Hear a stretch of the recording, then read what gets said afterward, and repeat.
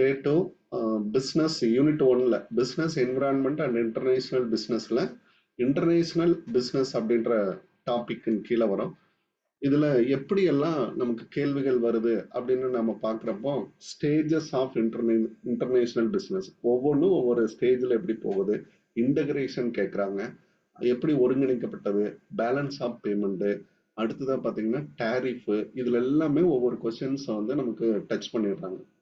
இப்போ நம்மளுடைய டிஆர்பி பாத்தீங்க அப்படின்னா 100 கொஸ்டின் அப்படின்றப்போ நாம என்ன ஒரு மனசுல வச்சுக்கணும் அப்படின்னா ஈச் அண்ட் எவ்ரி யூனிட் ஒரு 10 கொஸ்டினாவது இருக்கும் அப்படின்ற ஒரு மாடிஃபிகேஷன்ஸை வச்சுக்கலாம்.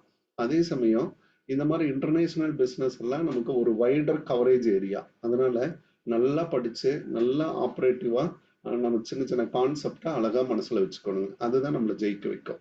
ஓகே, நம்ம இதுக்குள்ள போயிடலாம்.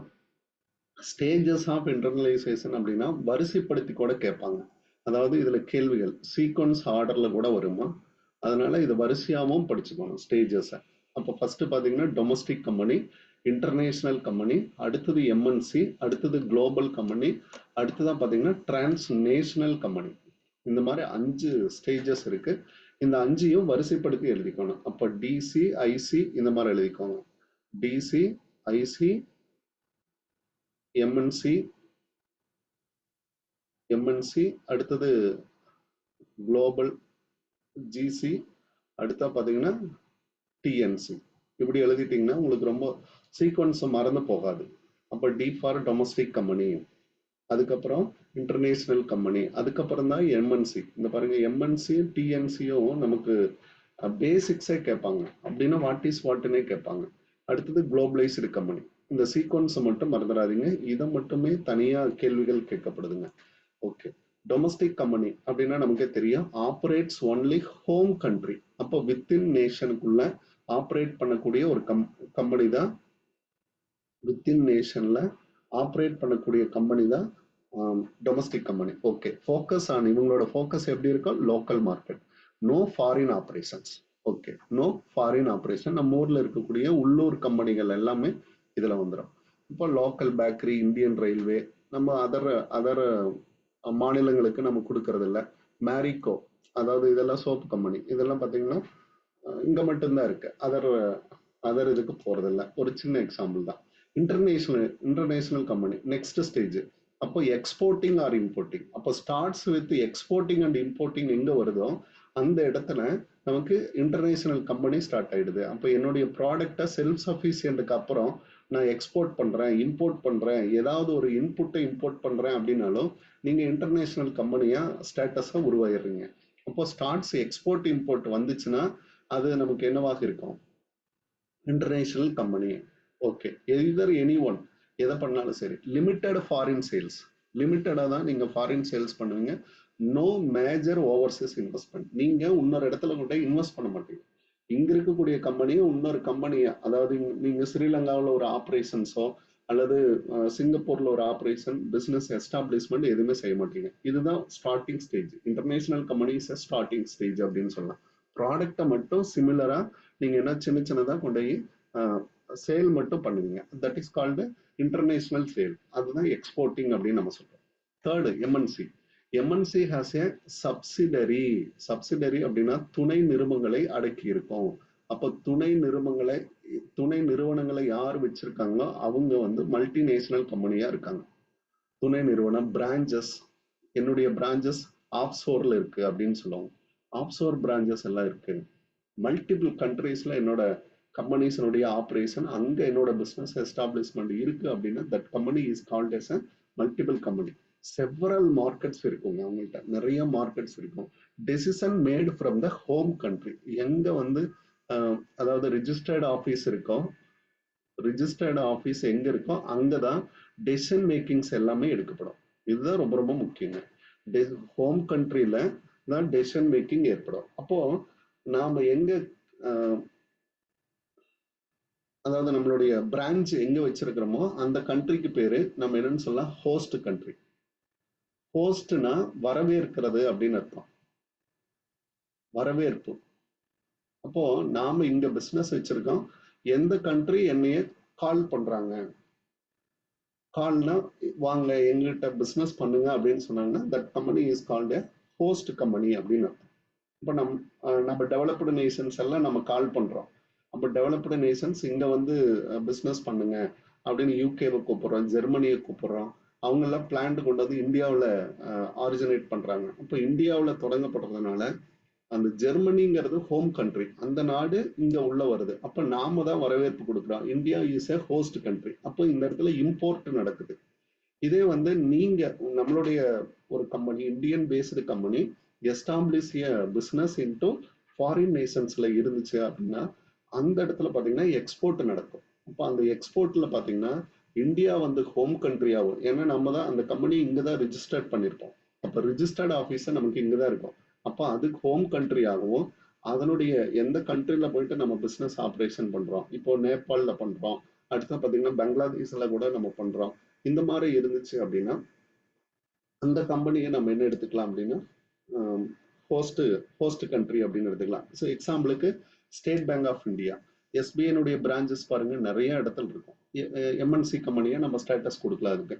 அப்போ India is a host country. இவங்களுக்கு பார்த்தீங்க அப்படின்னா India is a home country. SBI இங்கே தானே இருக்குங்க. இந்தியா வந்து ஹோம் கண்ட்ரியாகவும் அதர் நேஷன்ஸ் பார்த்தீங்க அப்படின்னா அதர் நேஷன்ஸ் என்னவாக இருக்குங்க, ஹோஸ்டாக இருக்கும். ஹோஸ்ட். ஓகே, இதுல ஏதாவது டவுட்ஸ் இருக்காமா? இந்த ஹோம் கண்ட்ரியை பேஸ் பண்ணி தான் அந்த இடத்துல எக்ஸ்போர்ட்டா இம்போர்ட்டாங்கிறத நீங்க முடிவு செய்ய முடியும். ஓகே, ஐடியா இருந்துச்சுன்னா டவுட்ஸ் இருந்துச்சுன்னா சொல்லிடுங்க. ஓகே, அடுத்தது குளோபல் கம்பெனி. இப்ப பாருங்க இவங்களோட வியூ எல்லாமே என்ன இருக்கு அப்படின்னா beyond this MNC, beyond MNC ஆக இருக்கும். சார் எல்லா பக்கம் என்னோட கிளைகள் இருக்கு, அப்ப நான் என்ன செய்யறேன் அப்படின்னா ஓவராலா சிங்கிள் மார்க்கெட்டை கிரியேட் பண்றாங்க. அப்ப view as a single market strategy. அப்ப நான் பொருளை உற்பத்தி செஞ்சா உலகம் ஃபுல்லா போகணும். அப்ப எனக்கு தடை எதுவும் இல்லை. அப்போ ஆப்பிள் இன்கார்பரேஷன் பாருங்க ஒரு ப்ராடக்ட் லான்ச் பண்ணாங்கன்னா அது வேர்ல்டு வைடா புக் ஆகுதுங்க. அப்போ சிங்கிள் மார்க்கெட் அவங்களோட மார்க்கெட் பாத்தீங்க அப்படின்னா வைடர் கான்செப்ட், அதாவது உலகமே அவங்களுக்கு ஒரு ஒரே ஒரு மார்க்கெட் அப்படின்னு. Standardised product marketing world wide எல்லாமே ஒரே மாதிரி இருக்கும், ஒரே மாதிரியான தரத்தில் இருக்கும். இதெல்லாம் குளோபல் கம்பெனிஸ் அப்படின்னு சொல்லலாம். மைக்ரோசாஃப்ட், கொக்கோ கோலா இவங்கெல்லாம் குளோபல் கம்பெனிஸ். டிரான்ஸ்நேஷனல் இதனுடைய பியாண்டு. அப்போ டிரான்ஸ்நேஷனல் அப்படின்னா இந்த குளோபல் கம்பெனியை விட பெருசுங்க.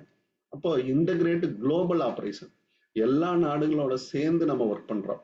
அப்போ integrates global operation, combine global efficiency and local responsiveness. அங்கேயே பிஸ்னஸ் ஆப்ரேட் பண்ணி அவங்களுக்கே சேல் பண்ணி கொடுத்துட்டு வந்துடுறோம். அந்த மாதிரியான ஒரு சுச்சுவேஷன்ஸை கிரியேட் பண்றது. அப்போ குளோபலை விட பெருசு. ஒன் மார்க்கெட் அப்படின்றத விட ஹோம் கண்ட்ரியை டாமினேட் பண்ணி இருக்கும். ஹோம் கண்ட்ரியை டாமினேட் பண்ணி இருக்கும். நான் தான் அப்படின்னு சொல்லக்கூடிய அந்த டாமினேஷன்ஸ் வந்து இருக்கும். யூஎஸ் எல்லாம் நிறைய கம்பெனிஸ் வந்து அவங்க இந்த மாதிரி தான் கொண்டு வராங்க, டிரான்ஸ்நேஷனல் அப்படின்றது.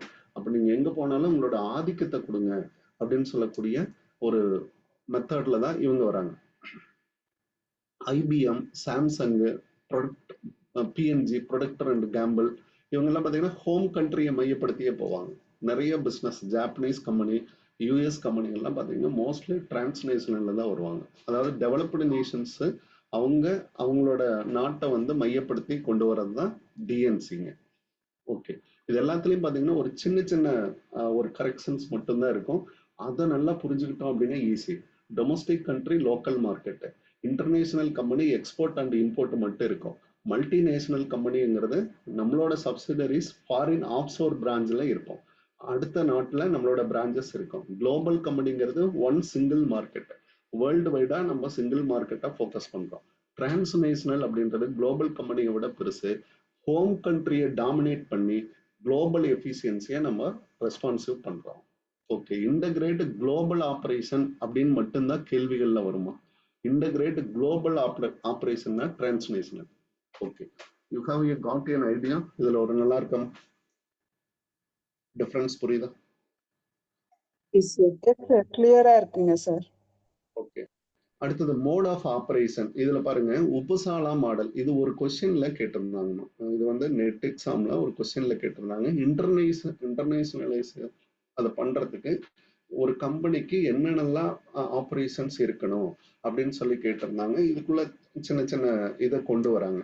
அதுல பாத்தீங்கன்னா 2 வகையான கேட்டகரி எடுத்துக்கிறாங்க. ஒண்ணு இந்த சைடு பாத்தீங்கன்னா மார்க்கெட்டு, அவங்க பண்ணக்கூடிய அவங்க பண்ணக்கூடிய ரெப்ரசன்டேஷன், ஆபரேஷன், செயல்பாடு அப்படின்னு அர்த்தம். ஒரு மார்க்கெட்ல ஒரு கம்பெனி எந்த மாதிரியான செயல்பாடுகளை செய்யறாங்க, சந்தை அந்த சந்தையில எந்த மாதிரியான செயல்பாடுகளை செய்யறாங்க அப்படின்றத பொறுத்து இந்த குளோபல் ஆபரேஷன்ஸ் அவங்க ரைஸ் பண்றாங்க அப்படின்னு சொல்றாங்க. ஃபர்ஸ்ட் வந்து ஸ்பெரோட்டிக் எக்ஸ்போர்ட். இவங்களோட இவங்களோட இதை வந்து கொஞ்சம் அப்படி வெளியில விட்டு பார்ப்பாங்க. ஒரு மார்க்கெட்டை கேப்சர் பண்ணுவோம் அப்படின்னு சொல்லி ஒரு நாட்டுக்கு அனுப்புறது. அடுத்துதான் இன்னொரு நாட்டுக்கு தன்னோட ப்ராடக்ட் அனுப்புறது. எக்ஸாம்பிளுக்கு கோபால் பல்பொடி எடுத்துக்கோங்க. நம்ம ஊர்ல தயாரிச்சு மலேசியா, சிங்கப்பூர் இங்கெல்லாம் எப்படி போகுது அப்படின்னா சும்மா ஒரு டெஸ்ட்டுக்காக கொடுப்போம். அங்க இருக்கிறவங்க அதை பயன்படுத்த ஆரம்பிப்பாங்க அப்படின்னு அர்த்தம். அதான் ஸ்பெரோட்டிக் எக்ஸ்போர்ட் அப்படின்னு சொல்லுவாங்க. அடுத்துதான் இண்டிபெண்டா நிக்கிறதுங்க. தனிச்சு என்னோட ப்ராடக்டை வந்து கொண்டு போறது. அடுத்தது ஃபாரின் சேல் சப்சிடரி. இது எல்லாமே பாத்தீங்கன்னா ஒரு சீக்வன்ஸ் இருக்கும். அதாவது கொஞ்சம் ஆபரேஷன்ஸை பெருசு பண்ணிட்டே போவாங்க, அதிகமாக்கிட்டே போவாங்க. அடுத்தா பாத்தீங்கன்னா ஃபாரின்லயே போய் ப்ரொடக்ஷன் பண்ணுவாங்க. அப்ப இங்க எல்லாமே பாத்தீங்க அப்படின்னா இன்க்ரீசிங் மார்க்கெட் கமிட்மெண்ட் இருக்கும், இன்க்ரீசிங் ஜாகிரபிக் டைவர்ஷன் இருக்கும். ஜாகிரபிக் அப்படின்னா நாடுகளை மாத்திட்டே போவாங்க. மார்க்கெட் ஏ யூஎஸ், மார்க்கெட் பி அடுத்தது சிங்கப்பூர், மார்க்கெட் சி அப்படின்றது இன்னொரு கண்ட்ரி, இப்படியே வைட்ரா போயிட்டே இருப்பாங்க. அப்போ இந்த ரெண்டும் இன்க்ரீஸ் ஆகுறப்போ நமக்கு என்ன ஆகுது அப்படின்னா இன்க்ரீசிங் இன்டர்னலைசேஷன். அப்போ அதாவது வெளிநாட்டு வர்த்தகம் அப்படின்றது இன்க்ரீஸ் ஆகும்.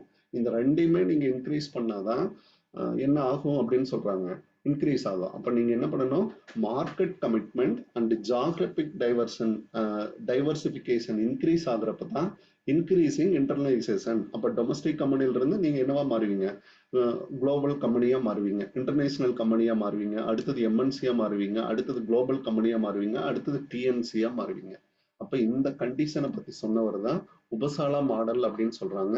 உபசாலா மாடல்ல 2 எதை விரிவுபடுத்தணும்னு சொல்றாரு, விரிவுபடுத்து. எதை விரிவுபடுத்த சொல்றாரு, geographic diversification and market commitment increase பண்ணு. ஜாகிரபிக்கையும் நீங்க இன்க்ரீஸ் பண்ணணும், market commitment இன்க்ரீஸ் பண்ணணும். அவ்வளவுதாங்க இதனோட ஜிஸ்ட். இதுதான். இந்த ரெண்டையும் நீங்க இன்க்ரீஸ் பண்ணீங்கன்னா உங்களுக்கு ஆட்டோமேட்டிக்கா நீங்க என்னவாக்குவீங்க அப்படின்னா டொமஸ்டிக் கம்பெனில இருந்து இன்டர்நேஷனல் கம்பெனியா மாறுவீங்க, இன்டர்நேஷனல் கம்பெனில இருந்து ஒரு எம்என்சியா நீங்க மாறுவீங்க, எம்என்சில இருந்து ஜிசியா மாறுவீங்க, ஜிசில இருந்து டிஎன்சியா மாறிடுவீங்க. அவ்வளவுதான். That's all. இதை வந்து டெவலப் பண்ண இயர் கேட்கலாம், 1977. ஜான்சன் வாக்னி அப்படின்ற பேரு மட்டும் நல்லா நினைவுல வச்சுக்கோங்கம்மா, ரொம்ப ரொம்ப முக்கியம். உபசாலா மாடல் அப்படின்னாவே ஜான்சன் அண்ட் வாக்னி. அப்போ இயர் 1777. இந்த மாடலுக்கு பேரு இன்டர்னலைசேஷன் உபசாலா மாடல் அப்படின்னு தான் கொடுக்குறாங்க.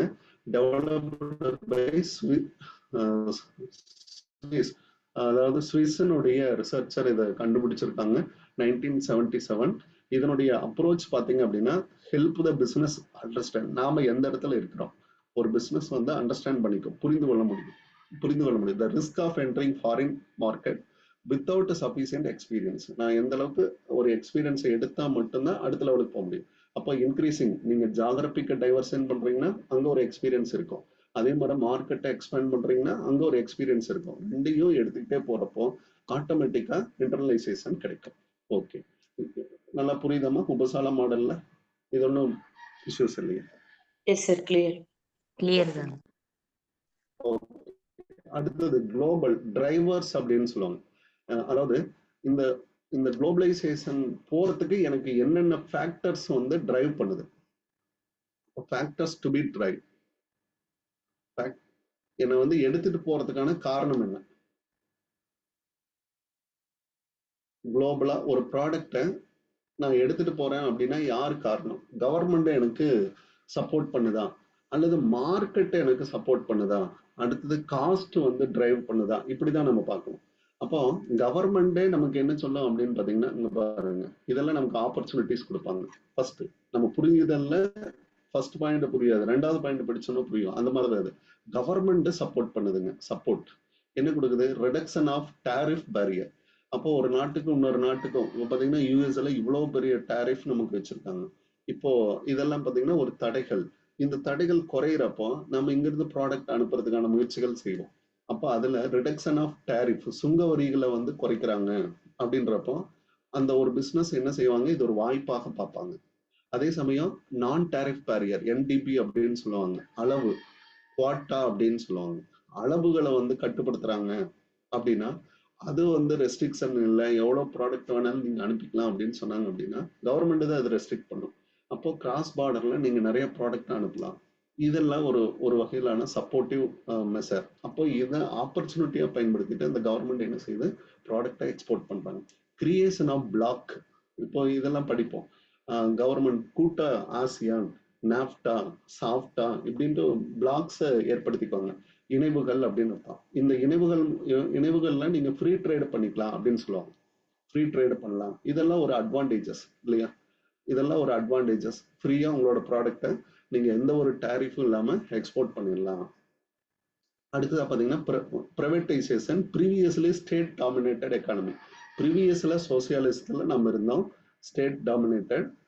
இப்போ நம்ம பிரைவேட்டைசேஷன் கொடுக்குறோம் அப்படின்னா எல்பிஜி அப்படின்னு ஒன்று வந்ததுக்கு அப்புறம் இந்தியாவுடைய குளோபல் கான்ட்ரிபியூஷன் வந்து அதிகமாயிட்டே போகுது. அப்போ இதெல்லாம் shift to the market operation, increasing market participation, China and India global economy. இப்போ நம்ம பார்ட்டிசிபேஷன் அப்படின்னு சொல்றது காட்டிலும் நம்மள்ட்ட என்ன வளம் அப்படின்னு எடுத்துக்கிட்டோம் அப்படின்னா பாப்புலேஷன். அப்போ இந்த பாப்புலேஷன் அப்படின்ற வளம் வந்து மற்ற நாடுகள்ல கிடையாதுங்க. இப்போ கான்ட்ரிபியூஷன் நம்ம பண்றோம். இதுவே மக்கள் ஹியூமன் ரிசோர்ஸையே நம்ம எக்ஸ்போர்ட் பண்ணக்கூடிய காலகட்டத்துல நம்ம இருக்கோம். நம்ம நல்லா படிச்சு நல்ல புத்திசாலியா இருந்தோம் அப்படின்னா அந்த இடத்துல பாத்தீங்கன்னா அவங்களுக்கு இன்னொரு கண்ட்ரிக்கு நம்மளோட நீடு தேவைப்படுது. இதெல்லாம் ஒரு டிரைவர்ஸுங்க. அப்போ இதெல்லாம் கம்பாரிசன் எடுங்க. அப்போ ஒவ்வொன்றுக்கு எப்படி இருக்கும், காம்படிஷன் எடுத்தா இந்த இடத்துல என்ன இருக்கும், லெவல் ஆஃப் வேர்ல்டு ட்ரேடு. இப்போ WTO இவங்கெல்லாம் வந்தாங்க, நிறைய ரெகுலேட் பண்ணாங்க. ரெகுலேட் பண்றதுக்கு அப்புறம் இது வந்து பாத்தீங்க அப்படின்னா increasing the market demand global வைடா நமக்கு இதாயிடுச்சுங்க. இப்போ ஆன்லைன் மோடு, அமேசான் ப்ராடக்ட் நீங்க எந்த கண்ட்ரில வேணாலும் விற்கலாம், அந்த மாதிரி எல்லாம் கொண்டு வராங்க. இன்க்ரீஸ்டு ஓனர்ஷிப் கார்பரேஷன், இது எல்லாமே பார்த்துக்கோங்க.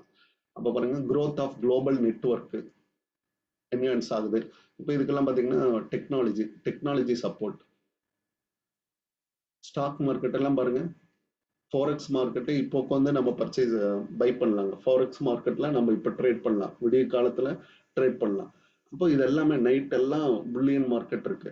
இது எல்லாமே பார்த்தீங்க அப்படின்னா நெட்வொர்க் டெக்னாலஜியினுடைய டிரைவ்ஸ் தான். இதெல்லாம் இன்க்ரீஸ் ஆனதுனால தான் நமக்கு இந்த மாதிரி கிடைச்சிருக்கு. இப்பெல்லாம் பாருங்க, நீங்க ஃபாரின்ல போய் ஆப்ரேட் பண்ண தேவையில்லை, உங்க கம்பெனி நீங்க இங்க நல்லா ஸ்ட்ராங்லி, இப்போ நம்ம குரு அகாடமி அப்படின்னு வச்சிருக்கோம்.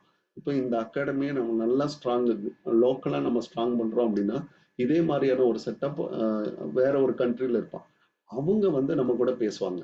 அப்போ நாங்க இங்க எங்களுக்கான ஆப்ரேஷன்ஸை பண்ணிட்டு இருக்கோம், நீங்க எங்களோட ஆப்ரேஷன்ஸை கம்பைன் பண்ணிக்கோங்க அப்படின்னு சொல்லுவாங்க. அலையன்ஸ், ஸ்ட்ராட்டஜிக் அலையன்ஸ், பார்ட்னர் அப்படின்னு அர்த்தம். ஜாயிண்ட் வெஞ்சர் வருவாங்க, பார்ட்னர்ஷிப், KFC எல்லாம் பாருங்க ஜாயிண்ட் வெஞ்சர். இதெல்லாமே காம்படிஷன் டிரைவ்ஸ்.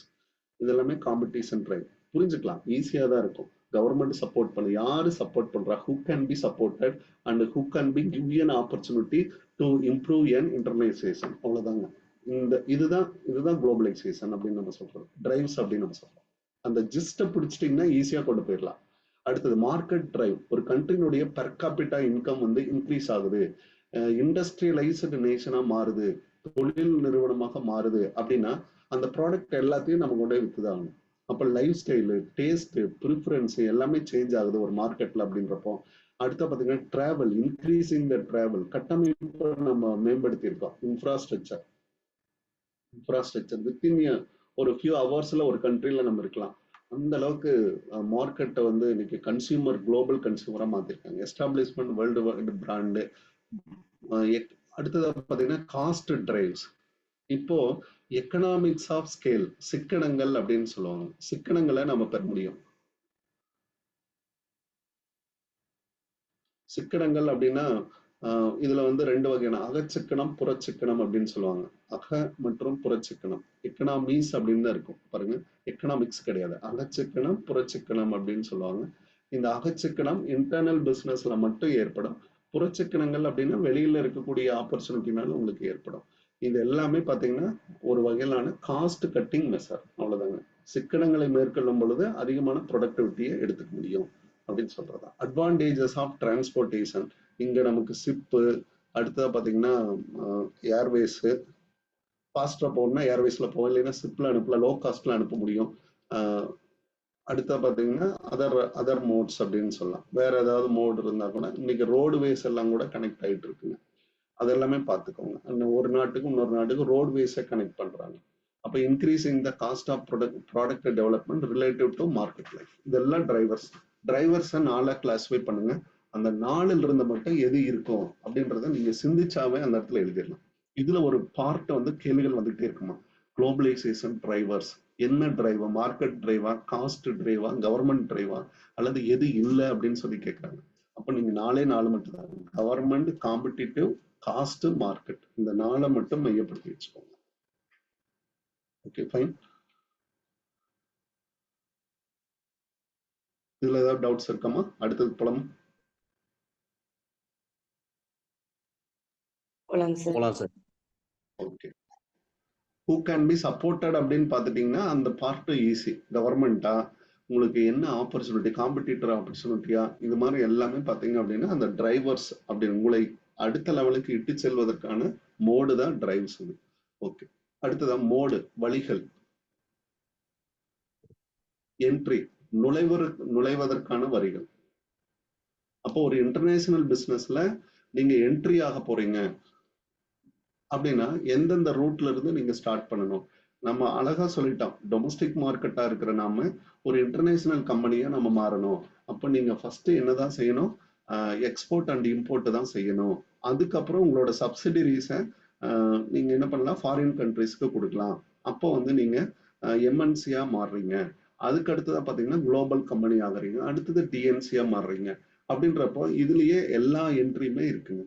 அதுதான். அப்போ எக்ஸ்போர்ட் ஓரியன்டா அல்லது லைசன்ஸ், இப்போ கேஎஃப்சி இவங்கெல்லாம் வராங்கன்னு பாருங்க, டிஸ்னி இவங்கெல்லாம் வராங்கன்னா லைசன்சிங் மாடல்ல வருவாங்க.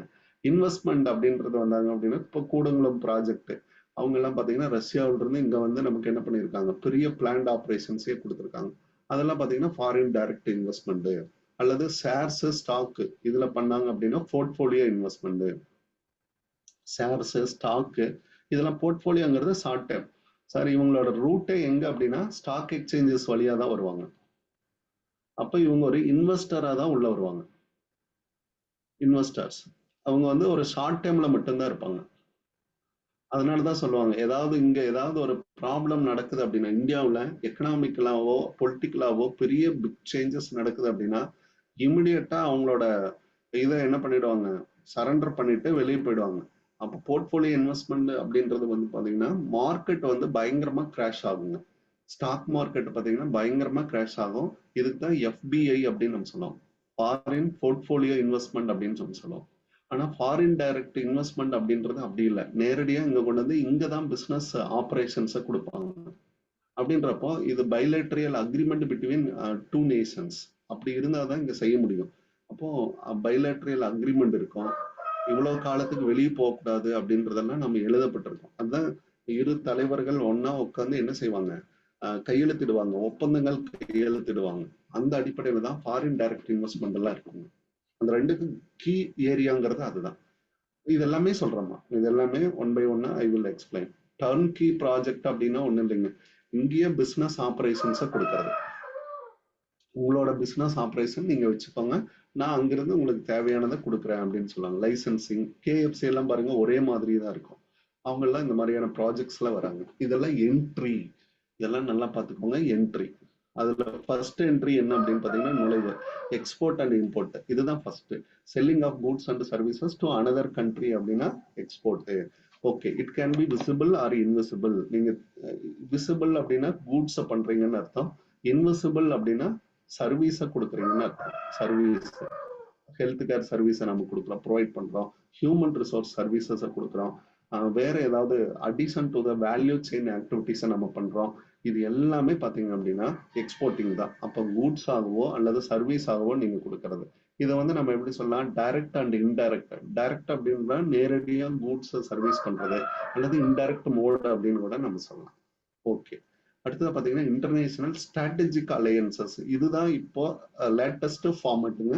நிறைய கண்ட்ரிஸ் எடுத்துக்கிற ஒரு வடிவம் அப்படின்னா இதுதாங்க ஸ்ட்ராட்டஜிக் அலையன்ஸ். அதுல அக்ரிமெண்ட் பாருங்க, 2 அக்ரிமெண்ட் பிட்வீன் 2 ஆர் மோர் ஃபார்ம்ஸ். என்ன எடுத்துக்கிறாங்க, டிஃபரெண்ட் கண்ட்ரிஸோட அக்ரிமெண்ட் எடுத்துக்கிறோம். Cooperate any value chain activity. இந்த வேல்யூ செயின் ஆக்டிவிட்டி அப்படின்னு என்ன, ஃப்ரம் அதாவது ரா மெட்டீரியல்ல இருந்து நம்ம என்ன பண்றோம், பினிஷ்டு ப்ராடக்ட் கொண்டு வந்து அதுக்கப்புறம் அதைய சேல் பண்ற வரைக்குங்க.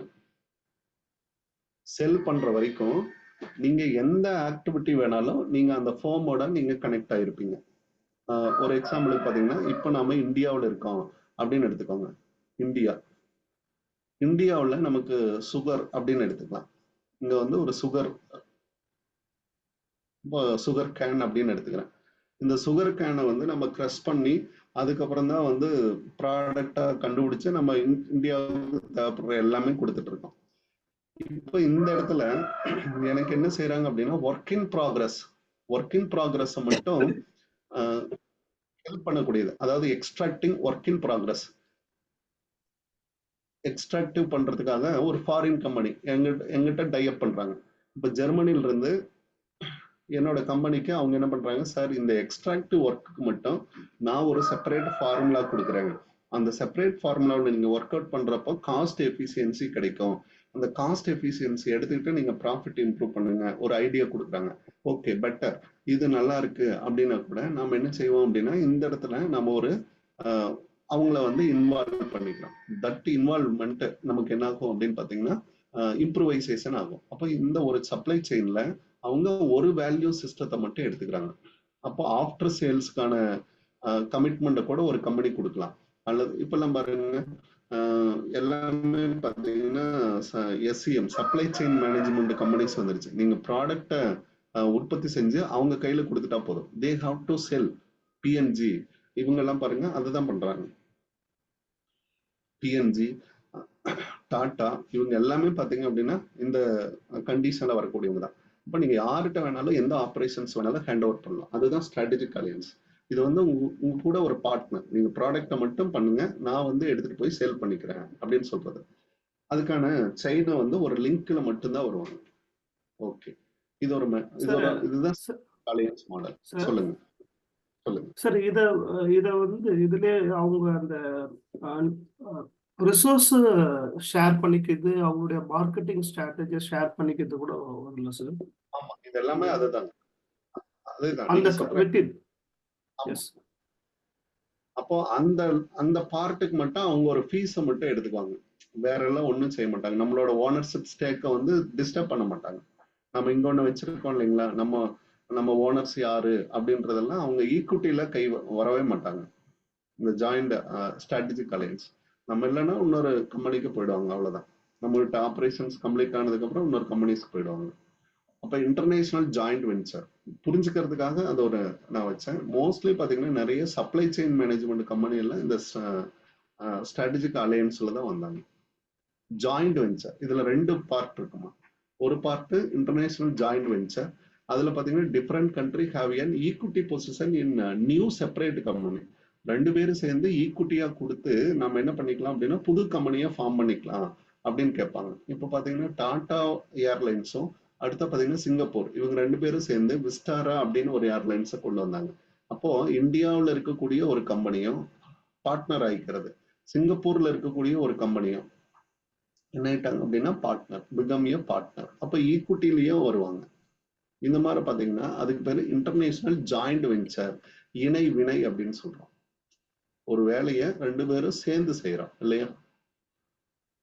அப்ப 2 பேருமே கான்ட்ரிபியூட் பண்ணணும். அப்ப smallest form of partnership form அப்படின்னு அர்த்தம்.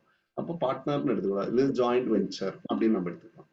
ஓகே, அடுத்த பாத்தீங்கன்னா இன்டர்நேஷனல் கோஆபரேட்டிவ் அலையன்ஸ், இது அடுத்த வடிவம். அப்போ என்ன செய்யறாங்க, different country agreed and value chain activity. மேல நான் சொன்னேன் இல்லைங்களா, இந்த ரா மெட்டீரியல்ல இருந்து சேல்ஸ் ஆகுது அது வரைக்கும் இருக்கக்கூடியதுல ஏதோ ஒரு பார்ட்ல எனக்கு ஒரு கனெக்ஷன்ஸ் கொடுக்குறாங்க அப்படின்னா, சார் ஃபோர்டு, ரெனால்டு இவங்க எல்லாம் பாருங்க, கார் கம்பெனிஸ் எல்லாம் எல்லாமே பண்ணிட்டு செல்லிங்க்கு மட்டும் வருவாங்க. இப்போ சில கம்பெனிஸ் எல்லாம் பாத்தீங்கன்னா அவங்களோட ஃபார்முலாவை கொடுத்து ப்ரொடக்ஷன் பண்ண சொல்றாங்க. இங்க இருக்கிற யூனிட்ல எங்களோட ஃபார்முலாவுக்கு தகுந்த மாதிரி நீங்க ப்ரொடக்ஷன் பண்ணுங்க, ப்ரொடக்ஷன் பண்ணி ப்ராடக்டை வெளியே எடுத்துட்டு வாங்க அப்படின்றாங்க. அப்ப என்ன ஆகுது அப்படின்னா ஒரு கோஆபரேட்டிவா பிளான்ட் ஆப்ரேஷன்ஸ் செய்யறாங்கன்னு அர்த்தம். கோஆபரேட்டிவா பிளான்ட் ஆப்ரேஷன்ஸ் செய்யறாங்க. அந்த ஆக்டிவிட்டியில அவங்களோட ப்ராடக்ட் வெளியே வருது. அப்போ ஒரே கம்பெனில இருந்து உங்களுக்கு என்ன ஆகலாம், இப்போ சுசுகி அப்படின்னு நம்ம எடுக்கிறோம் அப்படின்னு பாருங்க, மாருதி சுசுகி அப்படின்னா அவங்க வந்து அவுட் சோர்ஸ் பண்ற மாதிரி. எப்படி சொல்லலாம் அப்படின்னு பாத்தீங்கன்னா அங்கிருந்து ரெனால்டு காரும் வரும், ஃபோர்டு காரும் வரும் அப்படின்ற மாதிரி ஒரு இமேஜின் பண்ணிக்கோங்க. ஒரே பிளான்ட்ல இருந்து 2-3 பிராண்ட் வரும். அப்போ அந்த பர்டிகுலர் ஆபரேஷன்ஸ்க்கு பாத்தீங்கன்னா அந்த கம்பெனி சப்போர்ட் பண்ணும், இன்னொரு ஆபரேஷன்ஸ்க்கு இன்னொரு கம்பெனி சப்போர்ட் பண்ணும். அப்படி அதாவது இதெல்லாம் பாத்தீங்கன்னா ஒரு பியாண்ட் டெவலப்டு கண்ட்ரீஸ்ல எல்லாம் இந்த மாதிரி தாங்க இருக்கு, இந்த மாடல்ல தான் இருக்கு. அப்ப இதுல 2 ஸ்ட்ராட்டஜிக் அலையன்ஸ்னா ஜாயிண்ட் வெஞ்சர் மாடல், கோஆபரேட்டிவ் அலையன்ஸ்னா என்ன அர்த்தம் அப்படின்னா வேல்யூ செயின் ஆக்டிவிட்டி. ஏதோ ஒரு பார்ட்ல மட்டும் இவங்களோட சப்போர்ட் இருக்கும். ஈக்விட்டி வந்துச்சுன்னா ஜாயிண்ட் வெஞ்சர் வரணும்.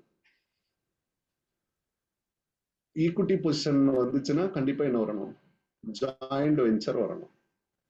2 பேருமே சேர்ந்து புதுசா ஒரு கம்பெனியை கொண்டு வர்றது. ஓகே, இதுல அதாவது இதுதாங்க மோஸ்ட் காமன் ஃபார்முங்க. இப்போ ரீசென்ட்லி பாத்தீங்கன்னா ட்ரெண்டே இதுதான், காமன் ஃபார்ம் அப்படின்னு சொல்லலாம். Common format of internalisation.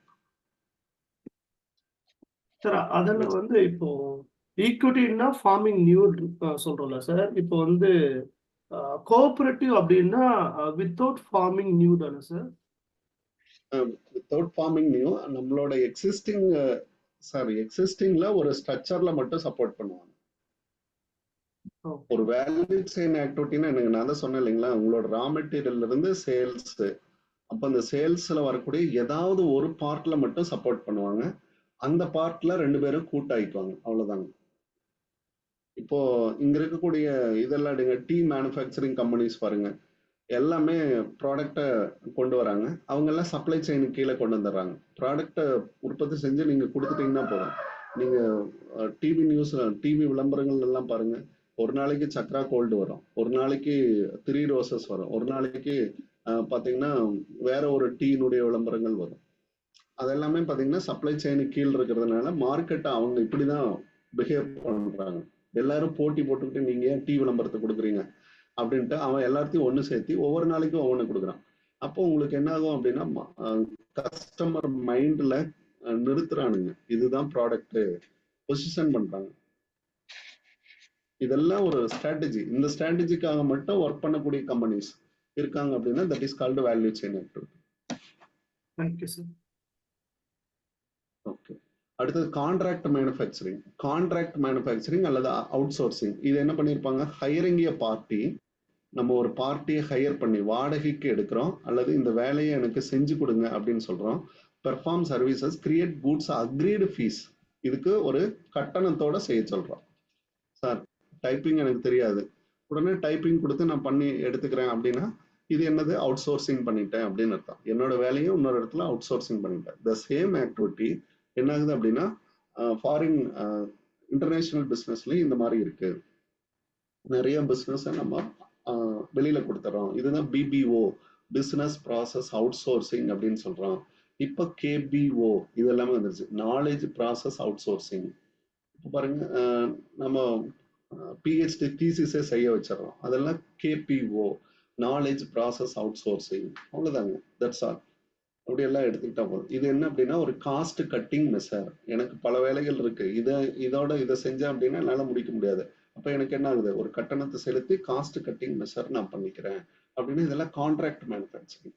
Contract manufacturing ஒரு லிட்டில் பிட் ஆஃப் டிஃபரன்ஸ் தான் இருக்குங்க. அதுக்கு இதுக்கும் பாத்தீங்கன்னா ஒரு பெரிய டாமினேஷன்ஸ் இருக்கிறதெல்லாம் அலையன்ஸ்ல இருப்பாங்க. இதுல பாத்தீங்க அப்படின்னா ஒரு சிம்பிளா இருக்கும், அவ்வளவுதான். இந்த வேலையை செஞ்சிருவேன், நீ இல்லைன்னா இன்னொருத்தட்டு கொடுப்பேன், அவ்வளவுதான். That's all. அடுத்தது லைசன்சிங் அண்ட் பிரான்சைசிங். லைசன்சிங் அப்படின்றது ஒரு லீகல் அக்ரிமெண்ட், ஒப்பந்தம். The firm in one country license use for intellectual property. நான் வந்து ஒரு இன்டெலெக்சுவல் ப்ராப்பர்ட்டி வச்சிருக்கேன், அதுல அந்த ஃபார்முக்கான கண்டிஷன்ஸை நான் கொடுக்குறேன் அப்படின்னு சொல்றது. இப்போ ஐபிஎல் நடந்துச்சுங்க. இந்த ஐபிஎல் மேட்ச்ல பாத்தீங்க அப்படின்னா அந்த வித்தின் த பேட்டர் பவுலர் அந்த இன்பிட்வீன்ல பாத்தீங்கன்னா அந்த தரைத்தளம் அப்படின்னு நம்ம சொல்லுவோம். அதாவது ரன்னிங் ஓடுதளம் இதெல்லாம் இதுல இருக்கக்கூடிய ஸ்டம்ப்பு, அதே மாதிரி பாத்தீங்கன்னா இங்க இருக்கக்கூடிய ஆடியோ சிஸ்டம், இங்க கொடுத்திருக்கக்கூடிய ஆடியோ, இங்கேயும் பாத்தீங்கன்னா வீடியோ, இதெல்லாமே கொடுக்குறாங்க. இங்கேயும் பாத்தீங்கன்னா இன்பில்ட் ஆடியோ வீடியோ எல்லாமே பாத்தீங்கன்னா அதற்கு தகுந்தாற் போல பிளேயர் விளையாடுறதுக்கு தகுந்தாற் போல அந்த இடத்துல வந்து செட் பண்றாங்க. இது எல்லாமே பாத்தீங்கன்னா அவுட் சோர்சிங் கொடுத்துறாங்க. ஒரு இன்டெலெக்சுவல் ப்ராப்பர்ட்டி. இதை வந்து டேவிட் கர்மான் அப்படின்றவரு இந்த ஸ்டெம்ப் எல்லாம் வடிவமைச்சிருக்காருங்க. அவரு அதுக்கு இன்டெலெக்சுவல் ப்ராப்பர்ட்டி பண்ணியிருக்காரு, ஐபிஆர் கிளைம் பண்ணியிருக்காரு. எங்கெல்லாம் மேட்ச் நடக்குதோ அவருக்கான ராயல்ட்டி போயிட்டே இருக்கும். அப்ப இதனோட ரிட்டர்ன் என்ன அப்படின்னா, அந்த ப்ராடக்டை நீங்க யூஸ் பண்றப்ப உங்களுக்கு யூ கிவ் த ராயல்ட்டி. அப்போ ஒவ்வொரு மேட்ச்லயும் அவருக்கான பெனிஃபிட்ஸ் போயிட்டே இருக்கும். அது மாதிரி ஒரு ஒப்பந்தம் செஞ்சு உங்களோட ப்ராப்பர்ட்டி யூஸ் பண்றதுக்கான ஒரு ரைட்ஸை நம்ம வாங்கிக்கிறோம் அப்படின்றாங்க. சாக்லேட் தயாரிக்கக்கூடிய கம்பெனிகள் ஃபாரின்ல எல்லாம் இருந்து இங்க, அப்போ அவங்கெல்லாம் அவங்க கண்டுபிடிப்புகளுக்கான லைசன்ஸ் ஃபீயை வாங்கிக்கிறாங்க. அந்த லைசன்ஸ் ஃபீங்கிறத இந்த இடத்துல ராயல்ட்டி பேமெண்ட். ஓகே, தெரியுதாமா? இந்த ரெண்டுக்கும் பிரான்சைசிங் அப்படின்னா அப்படியே ஆப்போசிட்டா இருக்கும். One country authorise the firm to another country utilise operating system. சரி, எங்கள்கிட்ட இருக்கிற மாதிரி அதே ஆப்ரேட்டிங் சிஸ்டத்தை நீங்க யூஸ் பண்ணிக்கோங்க. இங்க ஐபிஆரை மட்டும் யூஸ் பண்ணுவாங்க, என்னுடைய கண்டுபிடிப்பை மட்டும் யூஸ் பண்ணுவாங்க. ஆனா இங்க பாத்தீங்க அப்படின்னா என்டையரா என்னுடைய brand name, trademark, logo எல்லாமே பயன்படுத்தும். ஸ்டார்பக்ஸ் பாருங்க, கேஎஃப்சி, இவங்க எல்லாம் இதுதான் வருவாங்க. சரி சார், இதை நம்ம லைசன்ஸ் வந்து நம்மளுடைய இன்வெஸ்ட்மெண்ட்டும் கண்ட்ரோலும் ரொம்ப கம்மி, பிரான்சைசிங் வந்து நம்மளுடைய கண்ட்ரோலும் இன்வெஸ்ட்மெண்ட்டும் ரொம்ப அதிகமா இருக்கும் அப்படின்னு கூட எடுத்துக்கலாம்ல சார்? ஏதாவது இதுல பாத்தீங்கன்னா ப்ராஃபிட் ஷேரிங் தான் பண்ணணும். அவங்க வந்து ரேஷியோவால வந்துருவாங்க. சார் நீங்க என்ன டர்ன் ஓவர் பண்ணாலும் சரி, அந்த டர்ன் ஓவர்ல பாத்தீங்கன்னா அவங்களுக்கான ரேஷியோ இருக்கும். 45:65 அப்படின்னு சொல்லுவாங்க. சம்டைம்ஸ் பாத்தீங்கன்னா அந்த கண்ட்ரோல் வந்து ரொம்ப ஸ்ட்ரிக்டா நம்ம ஃபாலோ பண்ற மாதிரி இருக்கும். பிரான்சைசிங்ல இப்படிதான் நீங்க மேக் பண்ணணும், கேஎஃப்சி, டாமினோஸ் அது மாதிரி அவங்க கொடுத்த அந்த இன்கிரீடியன்ஸ் பண்ணி பண்ற மாதிரி இருக்கும். பட் லைசன்ஸ்னா நமக்கு லைசன்ஸ் கொடுத்துருவாங்க, அதுக்கு நம்ம வந்து ஒரு ராயல்ட்டியோ ஏதோ ஃபீஸோ நம்ம பே பண்ற மாதிரி இருக்கும். அது கண்ட்ரோல் வந்து ரொம்ப கம்மியா இருக்கிற மாதிரி தானே சார் இருக்கும்?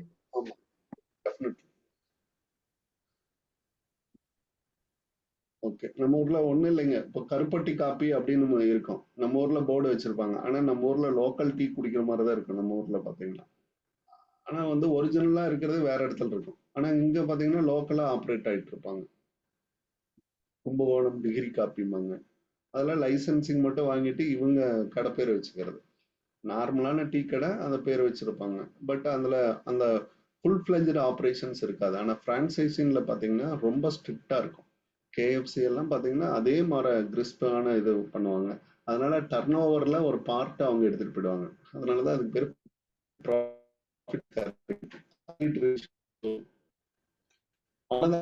சின்ன டிஃபரன்ஸ் அண்ட் பிரான்சைசிங். அடுத்து என்டையர் பிளான் பாருங்க, முடிவு செய்யறாங்க. நான் என்னோட என்டையர் பிளான்ல ஒரு ஃபாரின் கண்ட்ரில நான் பண்றேன் அப்படின்னா மேக் ஃபுல்லி ஆபரேஷனல் பிளான்ட். ரொம்ப ரொம்ப இம்பார்ட்டன்ட் பாருங்க. ஒரு முழு ஃபேக்டரியும் நான் ஃபாரின்ல கொண்டு போய் ஆரம்பிச்சு அங்கிருந்து ஒரு ஆபரேஷனல் பிளான்ட் எடுத்துக்கிறேன் அப்படின்னா அது பேர் டர்ன் கீ ப்ராஜெக்ட்ஸ். ஓகே, ஒரு சின்ன டிஃபரன்ஸ் தான். இப்போ அங்கிருந்து இங்க வந்தாங்க இல்லையா, கூடங்குளம் அணுமின் நிலையம் கட்டுனாங்க அப்படின்னா அதெல்லாம் டர்ன் கீ ப்ராஜெக்ட்ஸ்.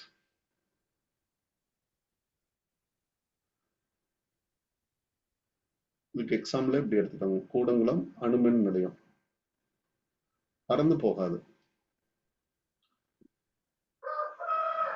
ஓகே, இப்போ இது ஓரளவுக்கு ஐடியா தெரியுதாமா? இதுக்குள்ள பாருங்க சின்ன சின்ன டிஃபரன்ஸ் தான் இருக்கு எல்லாமே.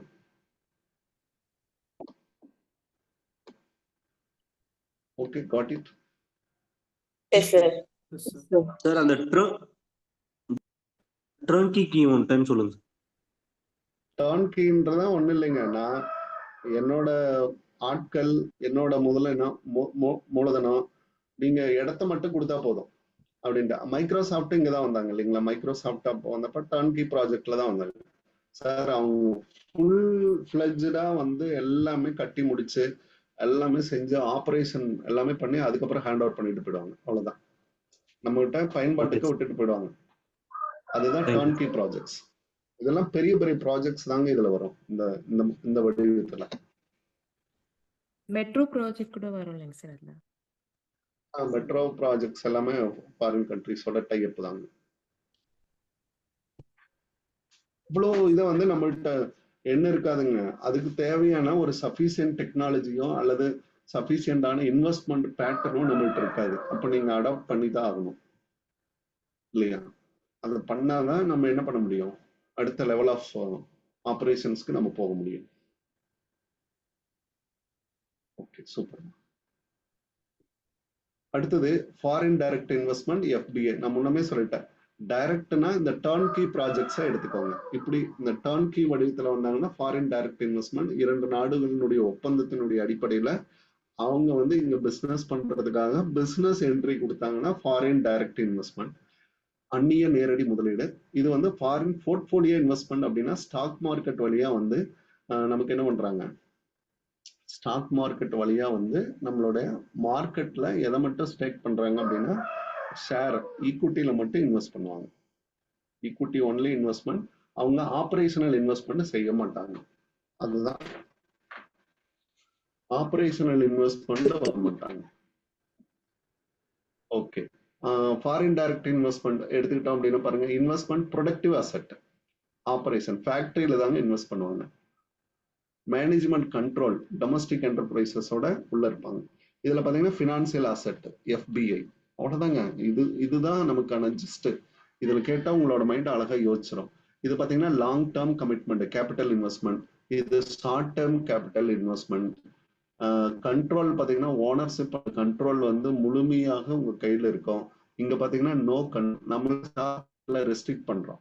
என்ன ரெஸ்ட்ரிக்ட் பண்றாங்க அப்படின்னா இந்த கண்ட்ரி இவ்வளவு இன்வெஸ்ட்மெண்ட் மட்டும் உள்ள வரணும் அப்படின்னு சொல்லி செபி, ஆர்பிஐ, அடுத்த பாத்தீங்கன்னா ஃபினான்ஸ் மினிஸ்டர், இவங்க எல்லாமே டிசைட் பண்ணி வச்சிருக்காங்க. அதிகமான ஃப்ளோ ஒரு கண்ட்ரில இருந்து வந்தா கூட அதுக்கப்புறம் அவங்களால என்ன பண்ண முடியாது, ஸ்டேக் பண்ண முடியாது. ஓப்பன் எல்லாம் கிடையாதுங்க. எல்லாம் அதுக்கு எல்லாமே கண்ட்ரோல் வச்சிருக்காங்க. இவ்வளவு மட்டும்தான், இவ்வளவு போர்ஷன்ஸ் மட்டும்தான் இந்த கண்ட்ரினுடைய ஸ்டேக் இருக்கணும், ஸ்டாக் மார்க்கெட்ல பிளே இருக்கணும் அப்படின்னு எல்லாம் கொண்டு வராங்க. No control, management participation, purely financial interest. நம்ம குளோபல் கம்பெனிஸாக இருந்தால் நீங்க எவ்வளவு வேணாலும் இன்வெஸ்ட் பண்ணிக்கலாம். இந்தியன் கம்பெனில நீங்க பப்ளிக் செக்டர்ல நீங்க இன்வெஸ்ட் பண்ண முடியாது. இதெல்லாமே ஒரு வகையிலான கண்ட்ரோல் தான். பட் இங்க பாத்தீங்க அப்படின்னா ஃபினான்சியல் மார்க்கெட்ல நீங்க என்ன ஆபரேஷன்ஸ் வேணாலும் பண்ணிக்கலாம். பர்பஸ் என்ன அப்படின்னா லாஸ்டிங் பிசினஸ் இன்ட்ரெஸ்ட். இதுல பாத்தீங்கன்னா குயிக் ரிட்டர்ன். எனக்கு என்ன வேணும், இதுல பிசினஸ் வேணும். இதுல பாத்தீங்கன்னா எனக்கு என்ன மட்டும்தான் வேணும், பிரைஸ் சேஞ்சஸ், டிவிடெண்ட், இதை மட்டும்தான் நான் எடுத்துக்கணும். ஓகே, ஸ்டெபிலிட்டி அப்படின்றது இது வந்து பர்மனன்ட் இல்லையா, சீக்கிரம் வெளியே போக முடியாது. இது வந்து வொலட்டைல், ஸ்பெகுலேட்டிவ். திடீர்னு ஏதாவது ஒரு இது செஞ்சா போதும், சடனா கேன் பி வித்ட்ரான் குவிக்லி, வெளியே போயிடுவாங்க. செட்டிங் அப் சப்சிடரிஸ் இதுல இருக்கும், இதுல எதுவுமே இருக்காது. ஈக்விட்டி ஷேர்ஸ்ல மட்டும்தான் பர்ச்சேஸ் பண்ணுவாங்க. கவர்மெண்ட் பாண்டு, மியூச்சுவல் ஃபண்டு, இதுல எல்லாம் தான் வருவாங்க. Acquisition of existing business, joint venture basis எல்லாமே எஃப்டிஐ தாங்க. புதுசா நீங்க ஒரு துணை நிறுவனத்தையே ஒரு கண்ட்ரில கொண்டு வர்றது, அக்யூசியேஷன் பண்றது, இது எல்லாமே இதுதான். சரி, இதெல்லாம் ஒரு பார்ட்டுங்க. இதெல்லாம் ஒரு பார்ட்டு. இதுல இருந்து இது வரைக்கும் அந்த மோட் ஆஃப் என்ட்ரி, அடுத்தா பாத்தீங்கன்னா டிரைவ்ஸ் எப்படி எல்லாம் எக்ஸ்பேண்ட் ஆயிருக்கு அப்படின்றது மட்டும் இது வரைக்கும் இருக்கும். இப்போ ரீசன்ட்ல வந்த வரைக்கும் இருக்கும். ஒரு வாட்டி நல்லா அண்டர்ஸ்டாண்டபிளா யோசிச்சு வச்சுட்டீங்கன்னா உங்களோட மைண்ட் அங்க போய் யோசிச்சுக்கும். ஏன்னா நமக்கு எப்படி இருந்தாலும் வித்தின் பார்ட்ல வரப்போறது இல்லை. கேள்விகள் இன்டைரக்டா வந்துச்சு அப்படின்னாலும் இப்படிதான் இருக்கும் அப்படின்றத நம்ம சொல்ல ஆரம்பிச்சிடலாம். ஓகே, இது ஒரு பார்ட்டுங்க. இன்டர்நேஷனல் பிசினஸ்ல இது ஒரு பார்ட். ஓகே, இதுல ஒரு அளவுக்கு ஐடியா கிடைக்கலாமா? அடுத்த பார்ட் போயிடலாமா சார்? அந்த வொலட்டைல் அத மட்டும் கொஞ்சம் சொல்ல முடியுமா சார்?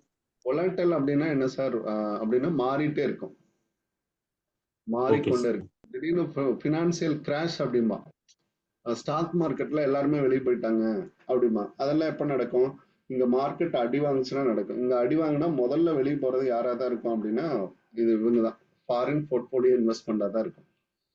அவங்க திடீர்னு வித்ட்ரான் பண்றாங்க அப்படின்னு பாருங்க, மார்க்கெட்டிங் கிராஷ் ஆகும். அதனாலதான் என்ன பண்றாங்க, இந்தியன் கவர்மெண்ட், செபி, ஆர்பிஐ இவங்க எல்லாம் ரொம்ப கண்ட்ரோலா காசியஸா இந்த கண்ட்ரிக்கு இவ்வளவுதான் ஸ்டேக் கொடுக்கணும் அப்படின்னு சொல்லி அவங்க வந்து இந்தியன் கம்பெனிஸ்ல இன்வெஸ்ட் பண்றப்போ நமக்கு ஒரு ஸ்ட்ரிக்ட் நார்ம்ஸை ப்ரொவைட் பண்ணியிருக்காங்க.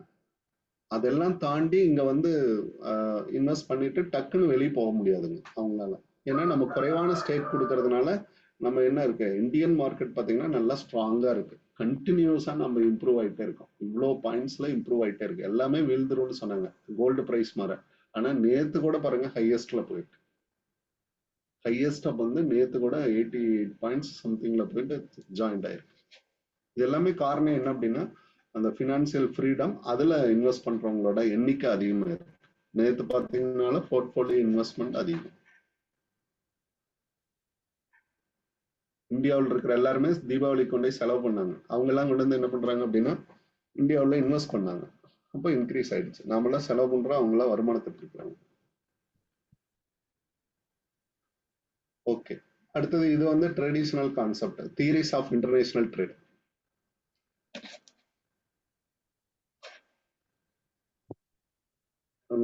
படிக்கிறதுக்கு கொஞ்சம் ஈஸியா இருக்கும், அதனால ஒவ்வொரு பார்ட்டா நான் கொடுத்துறேன்.